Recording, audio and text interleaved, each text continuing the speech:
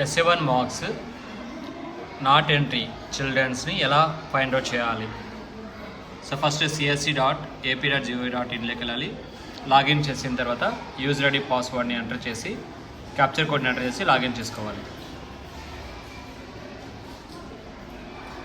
Login చేసిన తర్వాత చాలా సింపుల్, రిపోర్ట్లోకి వెళ్ళాలి. రిపోర్ట్లో చూసినాంరా అంటే CC మార్క్స్ పెండింగ్ రిపోర్ట్ అనే ఆప్షన్ ఉంది.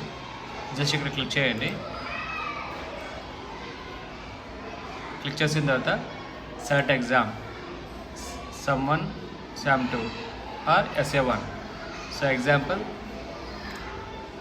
తీసుకుంటున్నాను. క్లిక్ గో బటన్ క్లిక్ చేస్తే చూడండి ఇతనికి పెండింగ్ ఉన్నాడు అనమాట. సో అదేవిధంగా సెకండ్ వన్ సో పెండింగ్ ఉన్నారనమాట. సో అదేవిధంగా SA1. సో ఇది ఇంకా అప్డేట్ చేయలేదని నేను అనుకుంటాను, ఎందుకంటే టోటల్ డీటెయిల్స్ వచ్చేస్తున్నాయి.